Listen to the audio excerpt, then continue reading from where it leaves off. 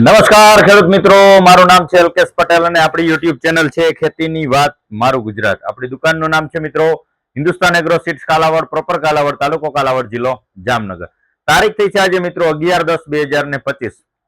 તો જે છે શિયાળુ સિઝનનો સમયગાળો ધીમે ધીમે નજીક આવી રહ્યો છે. એની અંદર ખૂબ જ અગત્યનો પાક એટલે કે મસાલા વર્ગીય પાક અને ખૂબ જ ખર્ચાળ પાક આમ ગણી શકાય એવો, તો એની જે અંદર આવે છે જીરુનો પાક. જીરુના પાકની જે છે જે લોકોને વાવેતર કરવું છે તો એની માવજત શું કરવી એના વિશે આજે ચોક્કસથી આપણે માહિતી આપવાના છીએ. આપણી ચેનલમાં નવા હોય તો જે છે આપણી ચેનલને સબસ્ક્રાઇબ કરી દેજો અને બીજા ગ્રુપમાં શેર કરી દેજો, જેથી કરીને ખેતીલક્ષી માહિતી ખેડૂત મિત્રોને વિડીયોના માધ્યમથી મળતી રહે.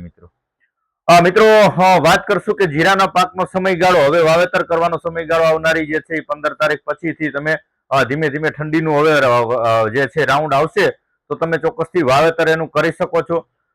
જીરાના પાકમાં ખાસ કાળજી રાખવાના મુદ્દા ઘણા બધા હોય છે, તો એની અંદર જો તમે કાળજીપૂર્વક એની માવજત કરશો તો જ ઉત્પાદન આવશે ને એકદમ ખર્ચાળ પાક છે. જો જીરાનું ઉત્પાદન ન આવે તો એની અંદર ખર્ચ ખૂબ વધારે લાગી જતો હોય છે. આની અંદર આપણે પાયાથી જો વાત કરીએ કે પાયાની અંદર શું કરવું, એના માવજત માટે શું કરવું, તો એની ભલામણ શું છે, તો આપણે અગાઉ પણ વિડીયોની અંદર માહિતી આપી છે કે તમારે સિંગલ સુપર દાણાદાર SSP જે કહીએ આપણે એને વાણછાપ કહીએ કે SSP કહીએ, સિંગલ સુપર દાણાદાર આ ખાતર લેવાનું છે. સાથે તમે એમોનિયમ સલ્ફેટ આપી દેવાનું છે. પોટાશ પણ આપી શકો, પણ પોટાશ જે છે ઓરણીમાં વાવેતરમાં ચાલશે નહીં. એટલે એવું લાગે તો પાછળથી આપણે પોટાશનો ડોઝ આપી દેવાનો, કેમ કે પોટાશની પણ જીરુના પાકમાં જરૂરત પડે છે, પણ ઓછી માત્રામાં પડે છે. અને સાથે તમારે માઇકોરાજ આપી દેવાનું છે, રૂટમેક્સ અલ્ટ્રા જે દાણાદાર ફોર્મની અંદર આવે છે, DAP પ્રકારનો દાણો આવે છે મોટી સાઈઝમાં. તો તમે આ તમારે 1 એકર 4 કિલોની બેગ આવશે, 2.5 વીઘાની અંદર 1 એકરમાં તમે આનો પણ ઉપયોગ સાથે કરી દેવાનો છે. તો આ રહી પાયાની માવજત. હવે તમારે સીડ ટ્રીટમેન્ટ, બીજની માવજત કરવી ખૂબ જ જરૂરી છે. તમારે એની અંદર પટ મારીને જ ચોક્કસ વાવેતર કરવાનું છે. પટ માર્યા વગર જીરુના વાવેતર કરવાનું નથી. ઘણી બધી ક્વોલિટીમાં ઘણા બધા બિયારણોમાં કંપનીમાં જે છે એ પટ મારેલું આવે છે, સીડ ટ્રીટેડ જ આવે છે, પણ જેની અંદર પટ મારેલો ન હોય એની અંદર તમારે ચોક્કસથી પટ મારી દેવાનો છે. તો શેનો પટ આપવાનો છે, તો તમે એની અંદર તમને ભલામણ કરી દઈશ. એક જે આવે છે સિસ્ટીવા 1 કિલોમાં 1 ml, અથવા બાયરનું આવે છે એવરગોલ, આ પણ 1 કિલોની અંદર 1 ml નું આનું પ્રમાણ છે. તો તમે આ ચોક્કસથી આનો જે છે એ પટ આપી શકો છો. પટ આપીને જ વાવેતર કરવો ખાસ એવી મારી અંગત ભલામણ છે. એટલે તમારે શરૂઆતના સમયમાં જે સુકારાના પ્રશ્નો આવે છે, ઉગીને સુકાવાનું છે કે લીલો સુકારો શરૂઆતમાં 40-45 દિવસના ગાળામાં જે આવે છે એ તમને 50 દિવસ સુધીના જે છે એ આની અંદર કંટ્રોલ મળી રહેશે. એટલે શરૂઆતમાં તમારા સુકારાના પ્રશ્નો બિલકુલ ઓછા જોવા મળશે. એટલે સીડ ટ્રીટમેન્ટ કરી દેવાની છે. હવે વાત કરવાની રહી બિયારણની. બિયારણમાં શું આપવું, તો બિયારણમાં તમને ભલામણ કરી દઈશ કે જે સારી વેરાયટીઓ થાય છે, સારી વસ્તુ થાય છે, એની તમને ચોક્કસથી માહિતી આપી દઈશ. તો એની અંદર કેવું, તો કે આપણી પાસે છે અત્યારે નિશાન 44 જે આવે છે, નિશાન સીડનું આવે છે, નિશાન 44 નંબર. નિશાન 44 નંબરનું તમે ચોક્કસથી વાવેતર કરી શકો છો. પછી આવે છે નિધિ 4 નંબર, નિધિ 4, આનું પણ તમે વાવેતર કરી શકો છો. આ વેરાયટી પણ ખૂબ જ સારી છે અને પ્રચલિત જે છે. પછી આવે છે અરીનોનું 7 નંબર, અરીનો 7 નંબર 2.5 કિલોનું પેકિંગ આવે છે. આનું પણ સારું રિઝલ્ટ છે. આનું પણ તમે ચોક્કસથી વાવેતર કરી શકો છો. ત્યાર પછી જે છે વેરાયટીની વાત કરીએ તો આપણી પાસે છે સાગર C 555 નંબર. સાગર C 555 આ ટ્રીટેડ આવે છે, પટ મારેલું આવે છે. આનું પણ તમે વાવેતર કરી શકો છો. આના રિઝલ્ટ પણ તમને ક્યાંય ને ક્યાંય સારા જોવા મળશે. ત્યાર પછી આવે છે સાગર 555 ડબલ ટ્રીટેડ આવે છે, એટલે ડબલ પટ મારેલો આવે છે. આના પરફોર્મન્સ, આના પરિણામ ખૂબ જ સારા છે. આનું પણ તમે ચોક્કસથી વાવેતર કરી શકો છો. 555 અને C 555 બંને વેરાયટી એક જ છે, પણ જે છે આની અંદર ટ્રીટેડ કાંઈક પટ અલગ મારેલો છે. તો ચોક્કસથી આનું તમે વાવેતર કરી શકો છો. કાળું જીરું જેને વાવવું છે, કલોંજી શ્રીનાથ નું આવે છે 999 નંબર, કલોંજી જે છે કાળું જીરું, આનું તમે વાવેતર કરી શકો છો. અથવા અરીનો નું આવે છે કલોંજી 150 અરીનો સીડનું, આનું પણ તમે વાવેતર કરી શકો છો. કલોંજીનું જે છે આ તમારે 1 વીઘે 1 થી લઈને 1.25 કિલો વીઘે આનો બીજ દર રાખવાનો હોય છે.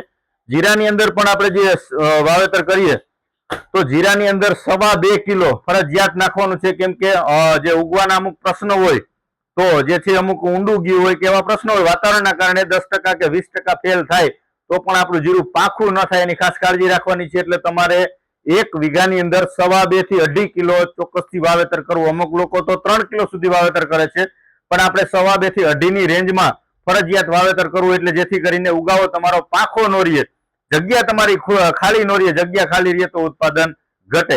એટલે એ ખાસ કાળજી રાખીને ચોક્કસથી તમારે જીરાના પાકનું વાવેતર કરવાનું છે.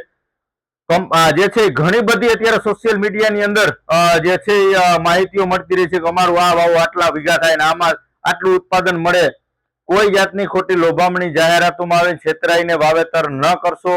રાબેતા મુજબ આપણી યુનિવર્સિટી દ્વારા સંશોધિત જાતો હોય, ભલામણો હોય, આવી પ્રકારની કંપનીઓ, જાણીતી કંપનીઓ હોય, આના તમે વાવેતર કરી રહ્યા છે તો તમને ચોક્કસથી આની અંદર ફાયદો થશે.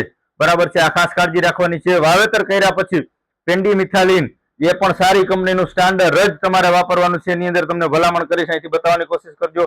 ધાનુકાનું આપણી પાસે પેન્ડી છે, બરાબર છે, ધાનું ટોપ કરીને જે આવે છે, ધાનુકાનું પેન્ડી આપી દેવાનું છે, વાપરી દેવાનું છે. એનું પરિણામ તમને ખૂબ જ સારું મળશે. બરાબર છે, 1.5 વીઘાની અંદર 1 લીટર એની સાથે તમે ગોળ પણ મિક્સ કરી અને વાપરી શકો છો.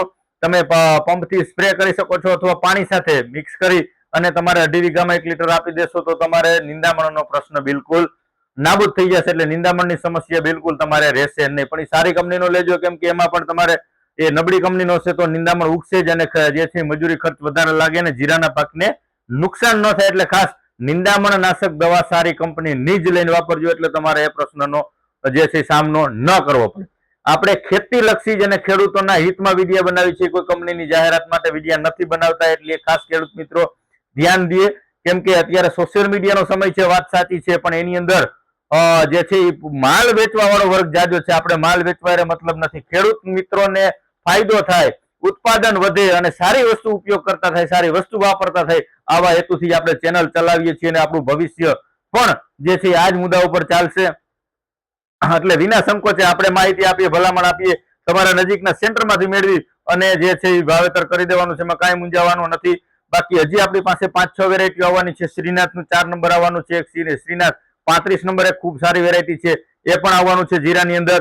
પછી જે છે અવની સીડનું એક વેરાયટી આવવાની છે, વેસ્ટર્નનું એક વેરાયટી જે છે એ આવવાની છે. 2 દિવસની અંદર એ પણ આવી જશે, તો એની પણ આપણે ભલામણો છે, માહિતી આપણે આપી દઈશું. યુરો 44 નંબર એ પણ વેરાયટી આવવાની છે. તો 2 દિવસની અંદર જીરાની બધી જ વેરાયટી આવી જશે. તો જે મિત્રોએ જીરાના પાકનું વાવેતર કરવું છે તો તમે એવું હોય તો ફોન કરીને પૂછી શકો છો, અથવા આપણી દુકાને રૂબરૂ આવી જવાનું છે. બરાબર, સામે જે આપણી પાસે આવી ગયું છે ડિસ્પ્લેમાં તમને બતાવ્યું છે કે જે વેરાયટી આવી ગઈ છે એનું ડિસ્પ્લે બધું કરી જ દીધું છે, ગોઠવી જ દીધું છે. બરાબર છે, બાકી હવે ટૂંક સમયમાં જેમ જેમ આવતી જશે એમ તમને ભલામણો આપણે કરતા રહેશું. અને હજી ખેતીની અંદર ખાસ કાળજી રાખવાના મુદ્દા આપણે આપણા ગ્રુપની અંદર પણ એક માહિતી આપેલી છે કે અઠે ગઠે વાવેતર નહીં કરવાનું. અઠે ગઠે એટલે કે હાવ અંદાજિત કોઈ ખ્યાલ વગર કે એમને વાવેતર કરી દેવું છે, આવું એને દેશી ભાષામાં આપણે વાત કરીએ તો અઠે ગઠે વાવેતર નહીં કરવાનું. આપણે આપણા ગ્રુપની અંદર એક પોસ્ટે મૂકી છે, જો તમને આ પોસ્ટ તમને ગ્રુપમાં મૂકેલી છે. જીરાવાળા ખેતરમાં જીરું કે ધાણા વવાય નહીં, ખાસ.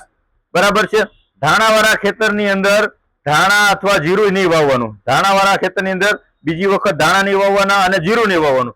ચણાવાળા ખેતરમાં ચણા નહીં વાવવાના. આ એક ખાસ કાળજી રાખવાની છે. લસણવાળા ખેતરમાં લસણ નહીં વાવવાનું. ડુંગળીની બાજુમાં લસણ નહીં વાવવાનું. ઘઉંની બાજુમાં જીરું નહીં વાવવાનું. આ જે અત્યારે શિયાળુ પાકો આપણા અગત્યના છે એની ખાસ કાળજી રાખવાની છે. આપણે વોટ્સએપ ગ્રુપમાં આખી એક પ્રિન્ટ કરી અને ફોટો પણ ખેડૂત મિત્રોને મોકલેલો છે, જેથી કરીને એને વાવેતર કરવામાં ખ્યાલ આવે.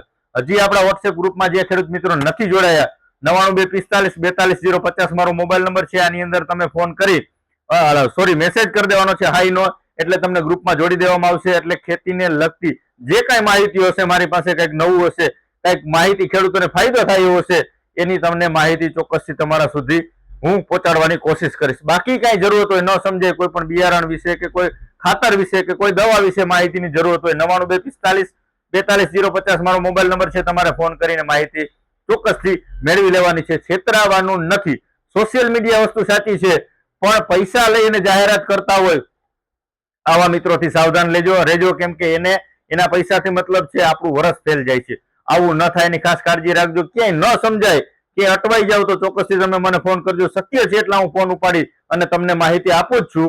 બાકી મારી પાસે કસ્ટમર હોય છે, બીજા ફોનમાં વાત ચાલુ હોય છે, તો ઘણી વખત ફોન રિસીવ નથી પણ થતા. એ બદલ હું માફી માંગુ છું. પણ ન થાય તો તમે રિપીટ ફોન કરીને માહિતી મેળવી શકો છો. સવારે તમારે 8 થી લઈ અને સાંજના 8 વાગ્યા સુધી તમે ચોક્કસથી ફોન કરીને માહિતી મેળવી લેશો. મિત્રો બસ આજે આટલું જ છે. રજા આપશો મને. જય જવાન, જય કિસાન.